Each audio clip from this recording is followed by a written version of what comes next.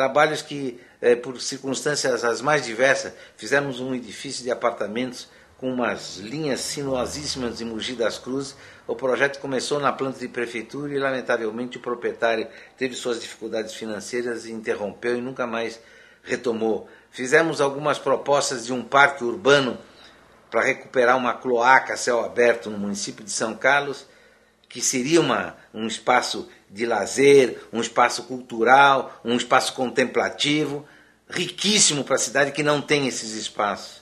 A prefeitura começou por mudança de mandato político. O projeto no mandato seguinte foi brecado, foi paralisado e nunca mais se retomou. Essas frustrações, evidentemente, queimam o fígado da gente, queimam a nossa, num primeiro instante, a nossa perspectiva de promover essas alterações, principalmente na paisagem urbana, mas, lamentavelmente, nós devemos reconhecer que eles representam, na vida de um profissional, quase que, eu diria que quase 50%. 50% dos projetos que você elabora, no nosso caso específico, são efetivados e 50% dos projetos não são efetivados. Por circunstâncias as mais diversas. É evidente que as circunstâncias são mais pontuadas quando os projetos são feitos para a administração pública, porque a simples mudança política, a simples alteração de mandato, a simples mudança de fluxo financeiro faz com que uma obra imediatamente seja paralisada por conta de outras necessidades. Nesse caso específico, podemos apontar uma obra que seria uma obra de uma experiência em estrutura metálica fenomenal, que seria a Delegacia de Arrecadação da Secretaria Estadual da Fazenda na Zona Leste.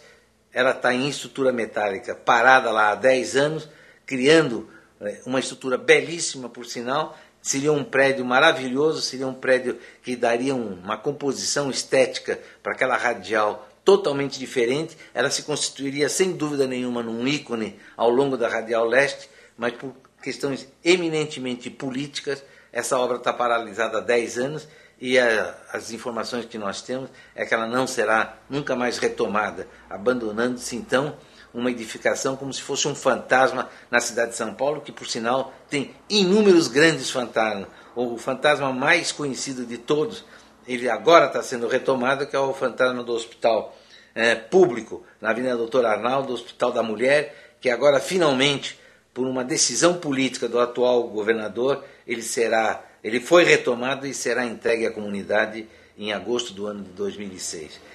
Mas outros fantasmas existem espalhados por essa cidade e pelo país, fantasmas esses que eu considero um crime de lesa pátria, porque eles representam dinheiro público investido para resultar em benefício para a população e, de repente, o dinheiro público investido é simplesmente abandonado e jogado fora. Recursos esses que, se utilizados em outras atividades que são fundamentais, como educação e saúde, seriam imediatamente tomadas pela população com um resultado altamente produtivo e altamente compensador para a população.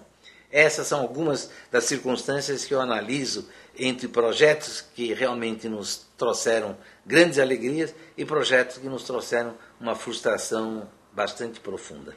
Como projetos realizados nesses últimos anos, nós estamos prestando uma série de serviços ainda para escolas, para a Fundação de Desenvolvimento Escolar, o FDE, o conhecidíssimo FDE.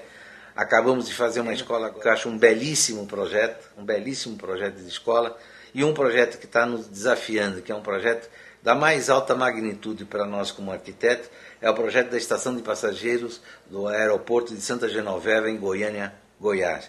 Este projeto foi retomado depois de 3 anos. Ele começou como um projeto básico, nós fizemos um projeto básico de arquitetura da estação de passageiros e agora, felizmente, nós recebemos autorização para dar continuidade a um nível de projeto executivo. É um projeto belíssimo, é um projeto diferenciado, é um projeto que poucos no país são, digamos, ligados a esse tipo de edificação aeroportuária. Fizemos também alguns projetos voltados ao hospital. Estamos desenvolvendo 2 hospitais de mulher, um hospital de mulher em Santo André e um hospital de mulher no município de Itupeva.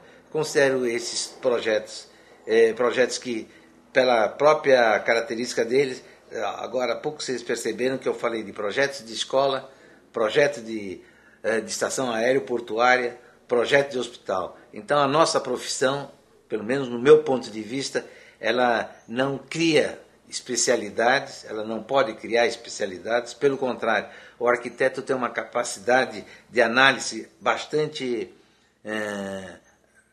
sistêmica, e a forma dele abordar um determinado projeto, mesmo que ele não tenha um conhecimento mais específico de componentes desse projeto, ele se alicerça com a contratação de consultores específicos, mas a forma dele abordar, a forma dele sonhar o conteúdo daquele projeto é sempre o mesmo. A forma de iniciar o trabalho especificamente nasce sempre de um sonho, nasce de um aspecto que você começa a andar pelas ruas, em casa, a bater com papel, com lápis no papel, etc., tentando descobrir o jeito de produzir aquele projeto. E de repente, não só mais do que de repente, imagina-se uma forma, imagina-se uma inter-relação entre os componentes desse projeto, dando a ele então, e efetivando nele então, o abrigo do programa que os clientes te pedem.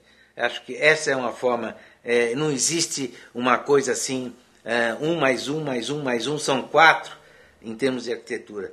Cada projeto tem um desafio diferente, cada projeto nasce sempre às vezes de um rabisco ou de uma centena de rabiscos, às vezes de uma irritação muito grande que você não consegue encontrar a resposta. A forma de criar é a forma mais anárquica possível. Não acredito, pelo menos para o nosso lado, não acredito que exista uma fórmula capaz de dar para o arquiteto um caminho único, exclusivo, de ele criar os projetos. A forma, no meu entender, no meu jeito, no jeito do Marcial, sempre nasce às vezes de uma conversa, de uma discussão, de uma coisa meio anárquica, de uma briga, etc., procurando encontrar uma melhor resposta para aquele programa que foi nos solicitado. O arquiteto, na atualidade, sofreu uma radical transformação em relação a 20 anos atrás. 20 anos atrás, você dizia que o arquiteto autônomo tinha o direito de andar com o seu canudinho debaixo do braço, ele projetava, ele levava, ele discutia com o cliente, etc. A própria organização econômica financeira do país empurrou todas as profissões liberais para uma nova condição de constituição, para uma nova forma de agrupamento, para uma nova forma de atuação. O autônomo praticamente desapareceu. Hoje você tem ou o profissional assalariado, ou o profissional desenvolvendo a sua atividade acadêmica numa faculdade, ou o profissional incorporada a uma empresa, mesmo que seja dele e do sócio. Hoje se constitui numa empresa. Essa empresa é fundamental porque a imposição da reformulação econômica e financeira do país levou para essa necessidade, principalmente para quem presta serviços para a área pública. Nós, no escritório, prestamos muito serviço, participamos de muita concorrência pública. Então, o grau de exigência para você participar de uma concorrência pública é absolutamente inacreditável. O número de documentos que você precisa juntar, o número de respostas e de informações que você precisa prestar para o órgão que levanta a concorrência é indescritível. Ao mesmo tempo é uma aberração. A Lei 8666, que determina a lei de licitações, que define como que deve ser feita a lei de licitações, é uma lei, ao meu ver, absolutamente estúpida, e ela é uma das que estão degradando a atuação profissional do arquiteto. Ela é uma das razões maiores da degradação do trabalho do arquiteto. Porque a lei tem um conteúdo na lei é de uma estupidez que não tem tamanho. Ela diz que o autor do projeto básico, que é a fase intermediária de um projeto, não pode participar da concorrência do projeto executivo.